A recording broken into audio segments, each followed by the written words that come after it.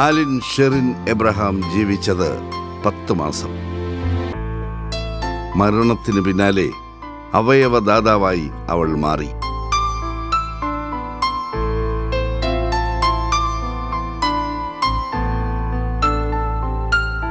കേരളത്തിലെയും ഇന്ത്യയിലെയും ഏറ്റവും പ്രായം കുറഞ്ഞ അവയവദാതാവ്. ആലിൻ കാർ അപകടത്തിൽപ്പെട്ടത് 2026 ഫെബ്രുവരി 5-ന്.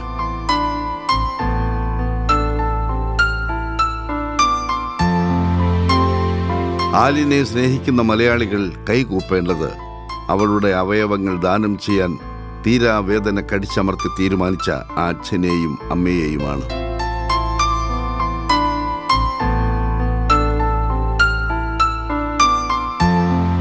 പത്തനംതിട്ട മല്ലപ്പള്ളിയിലെ വാലുമണ്ണിൽ Arun Abraham, Sherin and John.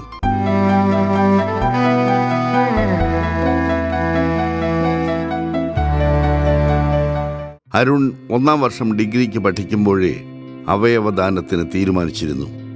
അനുമതി കാർഡ് എപ്പോഴും പേഴ്സിൽ സൂക്ഷിച്ചിരുന്നു. ഏത് സാഹചര്യത്തിൽ മരിച്ചാലും ആ തീരുമാനം നടപ്പാകാൻ. മകളുടെ മരണം ഉറപ്പായപ്പോൾ അരുൺ ഷെറിനോട് ചോദിച്ചു, മോളുടെ അവയവങ്ങൾ ദാനം ചെയ്താലോ? മണ്ണിലേക്ക് പോകുന്നതിന് നല്ലത് മറ്റുള്ളവരിൽ ജീവിക്കുന്നതാണ് എന്നായിരുന്നു ആ അമ്മയുടെ വചന സമാനമായ മറുപടി. കണ്ണെത്താ ദൂരം നീ മായുന്നു ഏതേതോ തീരങ്ങളിൽ. 5 ദിവസം ഉറക്കത്തിലായിരുന്ന ആലിന്റെ മസ്തിഷ്ക മരണം ഉറപ്പിച്ചത് ഒരു ശസ്ത്രക്രിയയിലൂടെയാണ്. കാലങ്ങൾ പിൻവാങ്ങി അതിന്റെ ഫലം വരാൻ 2 ദിവസം എടുത്തു. ആ 48 മണിക്കൂറും ആ അച്ഛനമ്മമാർ കരയുകയായിരുന്നു. പിന്നെയാണ് അവയവദാന തീരുമാനമെടുത്തത്. പിന്നീട് അരുണും ഷെറിനും കരഞ്ഞിട്ടില്ല.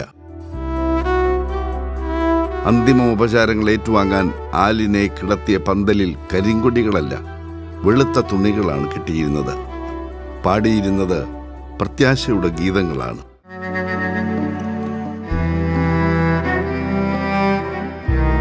അധികം ഉറങ്ങുന്ന ശീലം അവൾക്കില്ലായിരുന്നു. അവൾക്കൊപ്പം ഞങ്ങളും ഉറക്കമിളച്ചു. ഇപ്പോൾ തോന്നുന്നു, ജീവിച്ചിരുന്ന ദിവസങ്ങളിൽ കൂടുതൽ സമയം ഞങ്ങൾക്കൊപ്പം ചെലവിടാനാകും അവൾ ഉറങ്ങാതിരുന്നത് എന്ന്.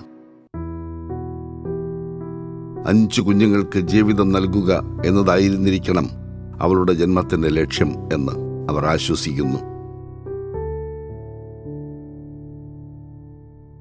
ആലിൻ ഇന്നത് മലയാളികൾക്ക് ഒരു പേരല്ല.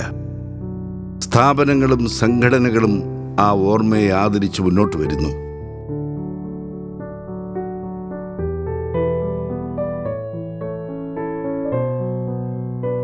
ആലിൻ എന്നാൽ സുന്ദരം, ശാന്തം, ശ്രേഷ്ഠം, പ്രകാശം നിറയ്ക്കുന്നത് എന്നൊക്കെയാണ് അർത്ഥം. മരണമില്ലാത്ത ആലിൻ മലയാളികളുടെ മനസ്സിലെ നിത്യപ്രകാശമായി ജീവിക്കുന്നു.